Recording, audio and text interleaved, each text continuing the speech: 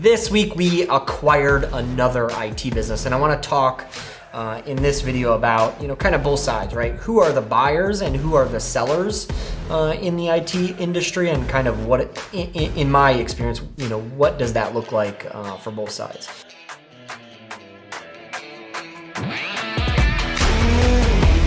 And from our perspective, what we're looking for as a buyer is we're trying to scale and grow. We're trying to add talent. We're trying to add new customers, right? And to do that one at a time is tedious, frankly, right? Going and finding new customers requires a lot of marketing effort, a lot of sales effort, et cetera, et cetera. And there's so much competition in the industry, right? It's hard to win. But when you look to do that with acquisitions, you're able to take on another company that has, similar client set, similar geography, similar business model, and then you might be able to take on, 20 or 100 customers, all in one foul swoop. And so, similarly for employees, right? Instead of us, recruiting and hiring one single employee, through acquisition, maybe we're able to take on 5, 10, 15, 20 new people, and potentially round out, some areas of talent that we maybe don't have or that we're looking for or what have you. So from our perspective as a buyer in the IT industry, we are looking for, very similar core values, culture fit. We're looking for good team members and, good fit with the client size and the way that they're being supported, right? Similar business model. It doesn't have to be exact for us, but we want kind of that similar fit, and then looking towards a long-term, all-inclusive fit. Sellers, in my experience, the industry is classically getting older.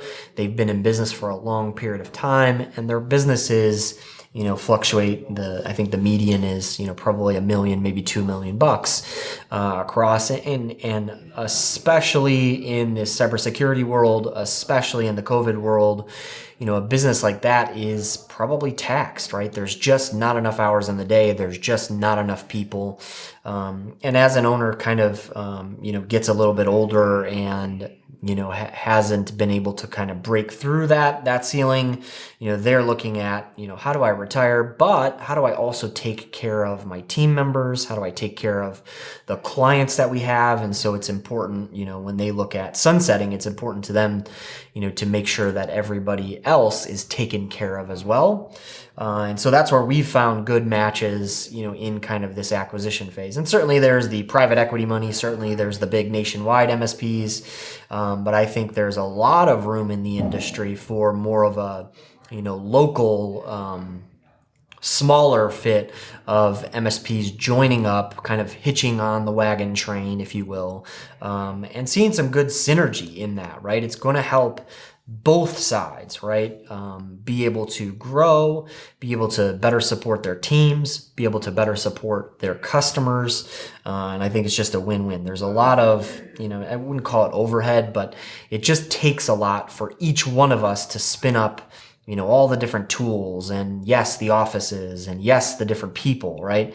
And I think when you bring two of these businesses together, you see a lot more efficiency and a lot more positivity for everyone involved.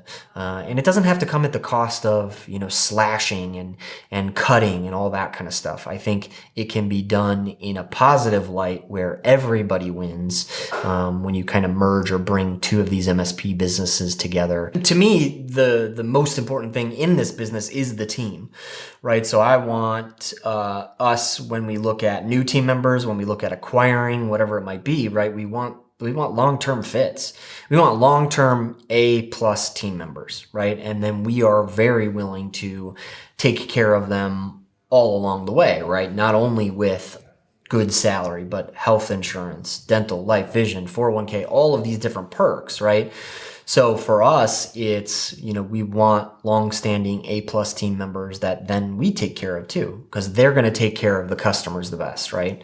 So for us, I think values and synergy fit from a team perspective is important as well. in my experience, I'm typically finding other MSPs who are, maybe they haven't rolled out as much of the cybersecurity stack and they haven't been able to push forward. It's because it's difficult, right? These are resource-intensive businesses that need a lot of people and a lot of hands, right? So it's no wonder that we find, others that are a little bit behind the curve. And so it's of benefit, again, in an acquisition or a merger, that then the customers are going to benefit and get, better services, better support, because there's going to be a bigger team, frankly, to take care of all those issues, needs, and the proactive side too, right?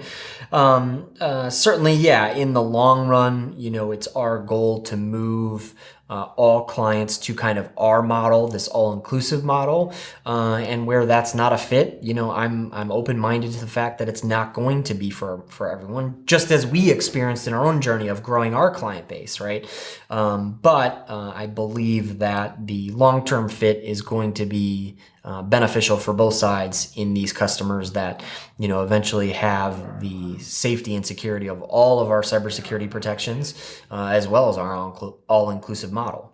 COVID has certainly given people a reason to think about their business, right? As entrepreneurs and as IT business owners, right, we are in one of the most challenging industries, possibly one of the most growing industries, but really one of the most challenging industries. And I think, as IT business owners, they might need to look at what side of the fence they believe they're on, right? For me, we are in growth mode. I want to continue this business and I want to do great things. And so for me, I'm on the acquiring side, right? Or looking for others, that we can roll into kind of our group and our team. For others, I think it's going to be they're on the selling side, right? They may be kind of getting closer to that retirement age, right? Maybe sales are struggling, or it's harder and harder to grow that business and find the right talent and be able to take care of everything, given that there's so much workload and so much to be done all day, every day, and the stresses of that, right? And even if you're not at retirement age, maybe you're just looking for a little bit simpler, a little bit easier, right? And so if you look to, again, hitch up the wagon train, so to speak, with a bigger business who has more team, more resources, more support, right? It would benefit you and your team and your clients because everybody wins being a part of something, bigger and better. In all things in life, I've always talked about, like, for us, my cheeky answer is the system requirements of things. So in these potential acquisitions, what are my system requirements? I think it's just, you've got to closely have a business model, right? There has to be monthly recurring revenue, so that, we have clients who are attached to us and have kind of that commitment, so that then we can reciprocate that. I think work ethic or values around the team and the company as a whole, right? I have never been, of the capitalist mindset where it's all about margin and profits, right? I'm more so, let's do the right thing by the team and the client. So I would look for businesses that share that same mentality. And then I think it's me looking at really what's the long-term opportunity. Is it going to benefit everyone involved, right? Can we do more for the employees of the company that we're acquiring? Can we do more for the clients?